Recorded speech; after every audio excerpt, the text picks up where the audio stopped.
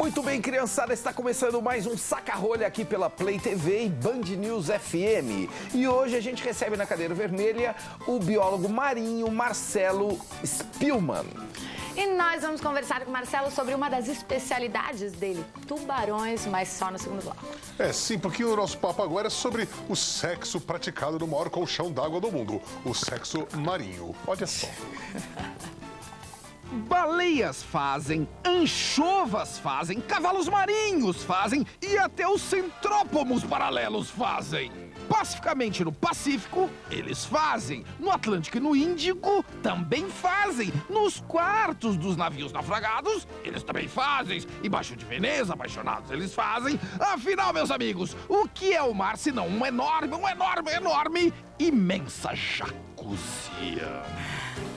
Ô Marcelo, sexualmente falando, qual o bicho marinho que faz o sexo assim mais bizarro que você conhece? Essa pergunta é a cara do Taz, né? Não necessariamente que você tenha presenciado, mas que você conhece. Olha, o mais interessante que as pessoas costumam achar mais interessante é um camarão, uma espécie de camarão que ele deixa o pênis dele, depois da cópula, ele deixa o pênis para a fêmea, ele entupindo a fêmea. Ele deixa lá. Pênis rolha. Ele entrega pênis rolha. Depois da cópula, o pênis sai do macho. E ele fica trancado. Ele descarta o pênis. Isso que é uma prova Isso de pra amor. ela não dá pra outro? Não, é para não ou... dar para outro, tampa. Não, existem várias formas na natureza dos machos fazendo com que a fêmea não copule com um próximo. Essa é uma delas. Quer dizer, existe, por exemplo, o cachorro, o pênis, ele infla.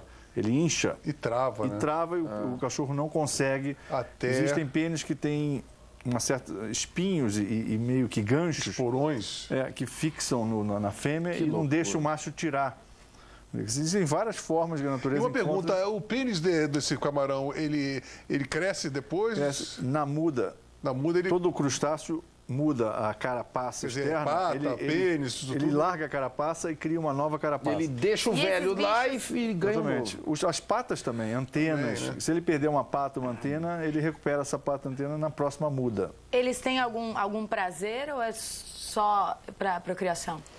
Olha, essa é uma pergunta difícil de Uma espécie responder. de alteridade. Mariana, Quando me você perguntam acha por que que só que a o tubarão gente tem morde? prazer?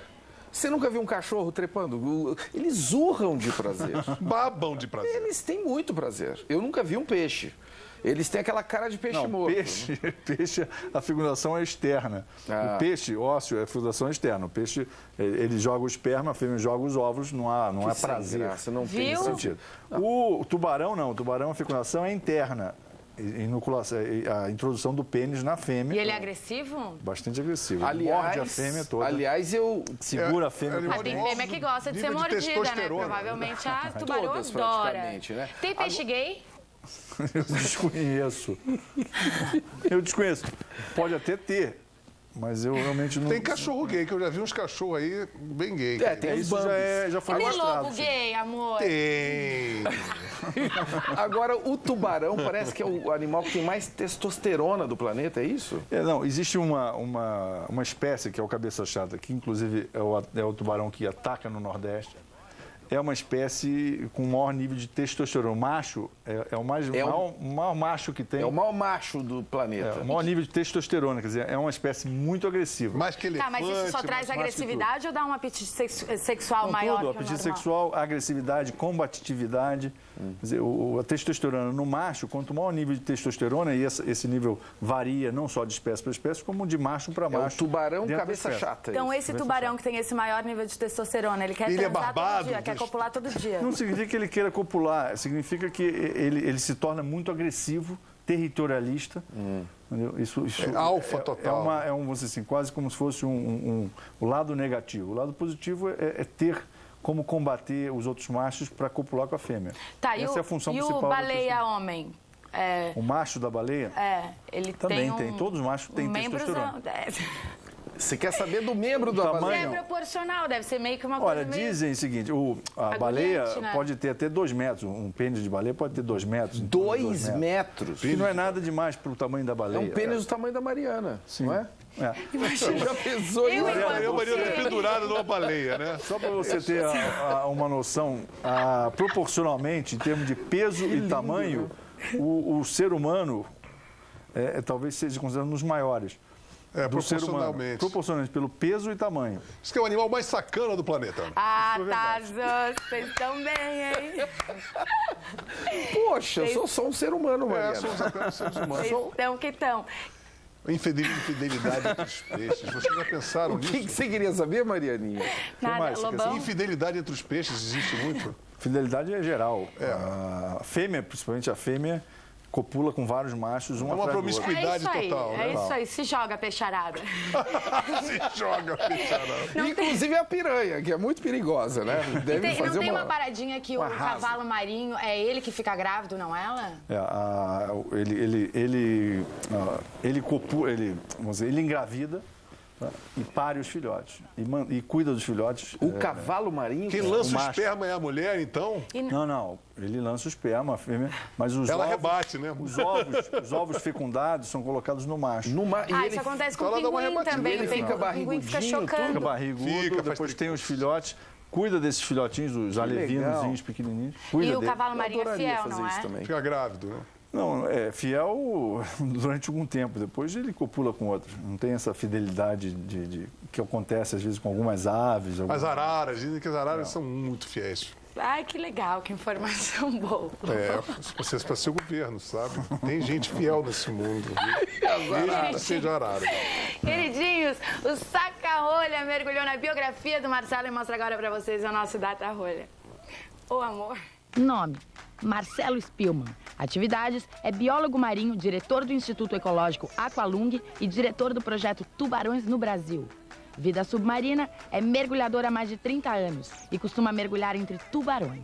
Nas prateleiras: guia Aqualung de peixes, seres marinhos perigosos, peixes marinhos do Brasil e tubarões no Brasil. Ô, Marcelo, esse teu livro, Seres Marinhos Perigosos, do que trata exatamente? Quais são os seres marinhos perigosos? Ele divide mais ou menos os seres marinhos em 5 categorias. Os mordedores, que aí inclui os tubarões, que depois eu fiz um livro só de tubarões. Os traumatogênios, que são todos que causam trauma sem ser mordida, ou seja, uma pancada, uma agulha, um peixe-agulha que pode penetrar o ser humano, é um trauma. Existem os peixes venenosos, tá? Que aí venenoso é o baiacu. Venenoso é quando você come ele. Comeu, passou mal, é venenoso. O baiacu é um peixe venenoso. O japonês se amarra nesse... O baiacu. O baiacu é de água doce, né? Não, o baiacu é água salgada. Água salgada? Baiacu é aquele quando tá morto na praia, tu pisa, ele tem uma lança? Não, esse é o bagre. Ah, tá. Baiacu é aquele que você coça a barriga e ele incha. Tá. Cheio Tem de baiacu mutreta. pequeno, mas os mais perigosos são os pequenininhos. Tá? São bem venenosos. E tem os peixes peçonhentos, que inoculam peçonha, ou uma cobra, quando morde, ela veneno. é peçonhenta, tem uma peçonha, é diferente de veneno, vamos dizer assim. O mangangá, a raia, o bagre. E aquela são que peixes- te dá choque, a enguia? Aí é o outro. São São peixes os chocantes. eletrogênicos que podem te dar choque. Na enguia que você falou, na verdade, é o poraquê, que dá o choque em água doce. Na água salgada, o que a gente tem são algumas raias que são elétricas, chamadas raias elétricas. Nem todas são. Não, são poucas, As raias. são duas famílias só. E Dentre várias água-viva, famílias. Marcelo, o que é água-viva? Não, aí, estou falando, a água-viva é um animal peçonhento. Tá? Ela tem nematocitos, são Peçonha. pequenas células. Qual é a diferença minúsculas. de peçonha e veneno, Marcelo? É bom você perguntar, quer dizer, é incrível que até biólogos não sabem, deveriam saber a diferença. Basicamente, veneno é uma substância animal, vegetal ou mineral, tá? Não é produzida por glândula e não é inoculada naturalmente. Ou seja, um veneno você pode engolir, você pode respirar ou você pode passar a mão, você pode absorver pela pele. Uma peçonha, ela tem que ser produzida por um animal, por uma glândula animal. Tem que ser tá? inoculada. Tem que ser inoculada naturalmente por um aparato natural do animal. Ou seja, um dente, um espinho. Uma cobra, Uma quando cobra vai é te morder. peçonhenta, uma aranha é peçonhenta, Ela um te peixe é fura peçonhento. e entra o... Essa diferença, eu acho que existe muito em função da má tradução dos programas hoje da Discovery, do National Geographic, Sei. em que o cara fala correto, o americano fala corretamente, venomous fish. Venomous fish, venom é peçonha. Aí o nosso tradutor, venenoso, não lógico, tá fácil. Venenoso, é fácil de traduzir. Claro. Aí traduz errado e as pessoas acham que tem a Eu só mesma queria coisa, saber não é. uma coisinha antes do break, Marcelo. Tu é mergulhador também, né? Tu já sofreu algum risco de vida lá embaixo? Alguma coisa... Já, algumas vezes.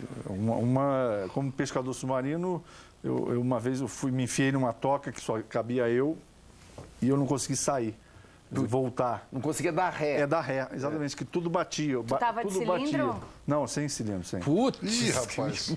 Sem cilindro. Que desespero. Não, aí graças a Deus o cara que mergulhava comigo, há muitos anos de mergulhar junto, ele veio e me puxou pelo pé de pato e saiu arrastando. E eu saí. Tem que fazer um sinal com o pé de pato. Não consigo sair. Não, ele percebeu que eu não estava conseguindo sair. Ele viu que eu não estava dando ré, ele percebeu. E outro foi agora, recentemente no México, ano passado. Eu estava mergulhando com uma jamanta, com a raia jamanta, que é uma coisa, quase essa sala aqui, uma coisa de louco. E é incrível, eu estava no final do ar, eu já tinha visto que o meu ar estava acabando, eu estava de garrafa. Devia estar uns 20, 30 metros de profundidade. O ar estava acabando, quando veio uma jamanta na minha frente e eu, de costas, virei de cabeça baixa e comecei a acariciar a barriga dela e nadar junto com ela. Só que eu não percebi, você não percebe, mas ela foi descendo e eu fui descendo junto. cara. Você tava... Aí eu estava a 40 metros, mais ou menos, quando eu fiz, eu não sei se vocês mergulhou alguma vez já, o ar acaba, fica duro. Quando eu percebi que o ar acabou, que eu olhei, eu estava a 40 metros e Você correndo. Não, eu tive que nadar, aí não é uma coisa que você não pode fazer, você não pode Você sair não pode correndo, voltar de uma vez, correndo, né? não pode, mas eu tive que fazer isso. E graças a Deus Nossa, tinha pode uma estourar outra o tímpano, pessoa a né? 20 metros. Que te deu... Eu peguei a gente chama de octopus, que é o reserva, mas foi uma loucura, porque eu estava com o BC, com o colete equilibrador, e ele infla. Quando você começa a subir, ele vai inflando. Você tem que soltar o ar para ele equilibrar. Só que não deu tempo. Fui eu e ele junto direto lá para a superfície. Descompressão. Loucura total. Isso é mais uma... contando isso para vocês, mas foi uma... Não faça isso em casa, nunca né, faça amiguinhos? isso, Agora, casa é impossível. o que mostra o fascínio que deve ser você estar com esses bichões lá de baixo. Exatamente, não, é. Depois do intervalo, a gente vai falar do grande bichão, que todo mundo morre de medo lá embaixo, que são os tubarões. Até mais. Você deve Mas nem falar... na banheira dá para fazer isso. Se a gente falou...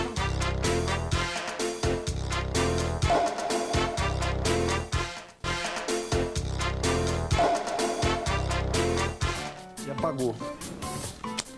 Pois é, rapaziada, o Sacão está de volta pela Play TV, pela Band News, com o biólogo marinho Marcelo Spillmann. E agora o nosso papo é sobre aquelas terríveis feras do mar, os tubarões. Solta o VT.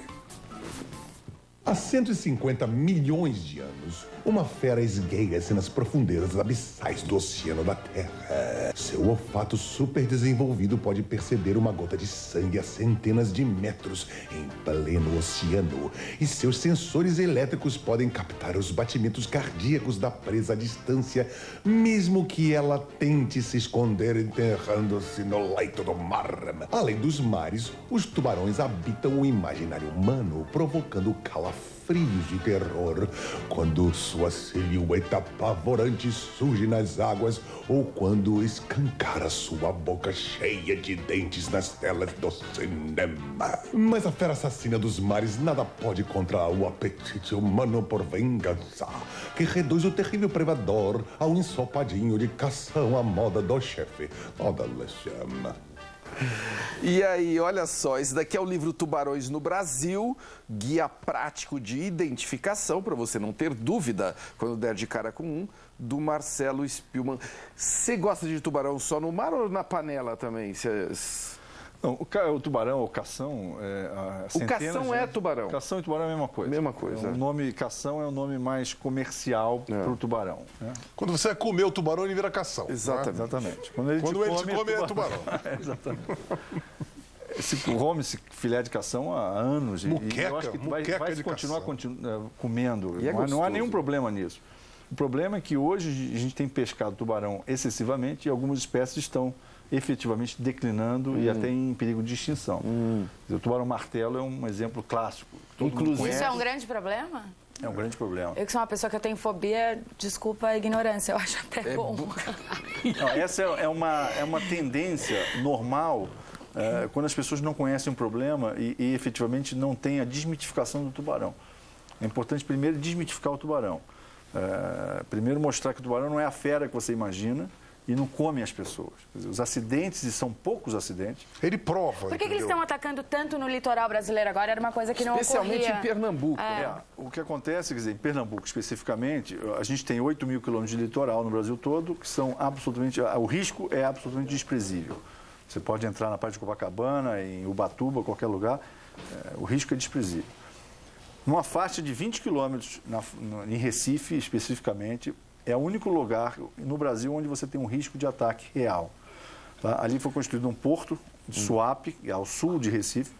Tá? Esse porto acabou com o mangue daquela região, que é o fornecimento de vida marinha, e fechou bocas de rio. A fêmea do cabeça chata, ela penetrava esses rios há milhões de anos para parir os filhotes em água doce. Tá? Quando você fechou as bocas de rio, essas fêmeas ficaram sem ter para onde ir.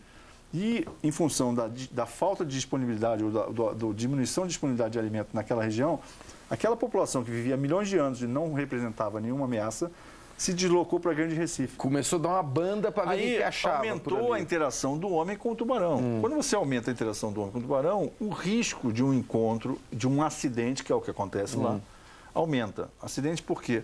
E logo do cabeça chata, que é um voraz. O cabeça chata representa 80% a 90% dos acidentes. O outro é o tubarão-tigre. Tá? Mas existem duas situações bastante específicas hoje que provocam o ataque, o acidente. Uma é o erro de identificação. Aquela água é turva, o tubarão está pescando e, de repente, encontra um bracinho ou uma perna de um surfista. O surfista geralmente fica exatamente, nadando, fica aquela coisinha balançando. Foquinha, né? E ele dá uma provada, ele dá uma mordida investigatória. Uma degustada. Uma provadinha. Pitadinha. Com o dente, com os dentes, com a boca, ele sente, no mesmo momento, textura, sabor, é bom, não é bom. Tá, e por que ele morde, então? Não, ele dá uma provada, porque ele não sente. Porque o dente dele é muito afiado. Ele pega e dá uma provadinha. E ele gosta de Uma carne provadinha humana? tira a perna de alguém, né? Não tira. Você vai ver que 80% dos acidentes em Recife é um pedaço do pé, um pedaço da batata da perna. Na verdade, ele dá uma mordida e vai embora. É uma única mordida. Ali aquelas imagens que a gente tem, é tu que tá Sou eu filmando mergulhando, mergulhando com o tubarão-tigre. E a gente mergulha com o tubarão-tigre e mergulhamos com cabeça chata, que é o tubarão que ataca. Quando você... Esse é o tubarão-tigre. Quando você mergulha e está totalmente imerso dentro d'água, o tubarão te respeita. Ele tá, isso que eu queria saber. Se tu tá lá, tu é um surfista, tu tá sendo atacado por um tubarão, o que fazer? Tem algum jeito de se fingir de morto, enfim, como falam com os ursos? Tem que boiar, que dá um chute no nariz? Tem alguma coisa? É uma circunstância muito especial, é uma raridade isso acontecer, vamos dizer assim. Então, dizer o que você pode fazer é como, na verdade, um assalto. As pessoas dizem, não reaja, não faça isso. O que você tem, a sua reação naquele momento é sua. Você não sabe, não adianta. Óbvio, o reflexo é uma coisa totalmente individual. Mas se tem alguma dica, se defender. assim... Basicamente seria se defender. Se você se defender, o problema é que o tubarão vai recuar. Não tem uma parte que ele é mais sensível, tipo a nuca, se der um apertão? Olha, o último cara que tubarão chutou... não tem nuca, Mariana. É um exemplo, tá? Ele não tem nem pescoço, o tubarão. Ele é um... O último cara que tentou socar o tubarão ficou sem os dois braços. Eu não recomendo socar tubarão. Dizem que o nariz dele é sensível. Pois é, mas o cara foi nessa. Os olhos são sensíveis, as fendas branquiais são sensíveis, a cabeça mas vai chegar lá. Óbvio que quando você está sendo atacado, obviamente que já houve relatos da pessoa se defendendo e o tubarão soltou, ela foi embora, conseguiu escapar. Mas falar sobre isso, eu acho que vamos dizer assim, absolutamente inútil diante da quantidade de situações que podem ocorrer. Tá, e essa paradinha, só antes do break rapidinho, de tu ter um corte, se tu tá sangrando, tu chama mais atenção, isso é real ou é mentira? Qualquer substância animal, qualquer substância orgânica atrai a atenção de um tubarão, que é um animal oportunista.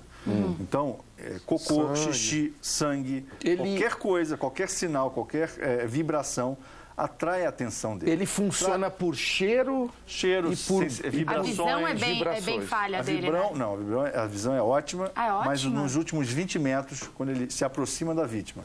Entendi. Antes ele vai captar possibilidades a quilômetros de distância em função de cheiros, vibrações, sons. Aí quando ele chega próximo àquela fonte, aí ele vai usar a visão essencialmente. A ventana, por isso, começa aquela música. Mas é por isso que tem o erro de identificação. Quando a gente fala erro de identificação visual, não é erro de identificação de cheiro. Visualmente, ele olha uma perninha, às vezes ele confunde a mão e a perna do surfista. Tá, então se ele acha, ele só vai comer o surfista porque ele acha que é uma tartaruguinha ou alguma coisa. Não vai comer o surfista. Não, ele provar, dá uma mordida, Marcelo, tá bom. Não, é bom dizer isso, porque ele não come o surfista. Ele não é o prato dele, não é o surfista. Tá bom, coraçãozinho, eu sei, mas ele só vai pegar o surfista porque ele não acha que ele não sabe que é humano. Porque se ele vê o humano na forma humana, ele não vai atacar. Não. Nem provar. Não. Ele não gosta. Tomara que tu tenha razão. Ele morre de medo de você. Ele respeita você. É bom ter medo mesmo. Queridinhos, a gente vai para um break rapidíssimo, mas volta já. Todo mundo tem medo de Mariana Weicker, inclusive os tubarões. Ai, que mentira.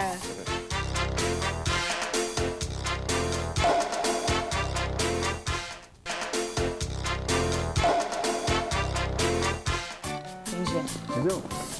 E o Saca-Rolha está de volta com o biólogo marinho Marcelo Spillman e agora chegou a hora do Saca-Só. Vamos ver qual é a de hoje. Marcelo Tais, Saca-Só. Segundo a revista americana New Scientist, o Pentágono está financiando uma pesquisa que pretende transformar tubarões em espiões. Os animais receberam um implante de minúsculos eletrodos em seus cérebros e que permitiria comandá-los a uma distância e utilizá-los em operações militares. Isso é abdução de tubarões. Meu Deus. Isso é uma loucura. Que isso? A que ponto chega? Você já ouviu falar disso? Golfinhos também, né? Golfinhos. Tubarões chipados? Focas. Para pegar o quê? Tubarão é mais difícil, né? Quer dizer, foca e mamífero se controla melhor, né? Interage melhor. Mas é que talvez o tubarão, ele vai para... Enfim, distâncias maiores, não? Tubarões... Mamíferos que vão bem fundo, quer dizer, acho que talvez seja ir mais fundo, né? Sei lá, né? Qual a pira deles. Quem está indo fundo são esses malucos que estão querendo fazer guerra de qualquer jeito, até usando tubarões, né? Querido Marcelo, muitíssimo obrigada pela tua presença, muito esclarecedor. Tubarões, então, não mordem, gente. Queridinhos, não esqueçam que a gente está aí no horário de segunda a sexta, às 11h30 da noite, aqui na Play TV, e e-mails para sacarolha@playtv.com.br. Beijo e até mais. Eles mordem, mas só carinhosamente. Mordem e sopram. Mordem e sopram.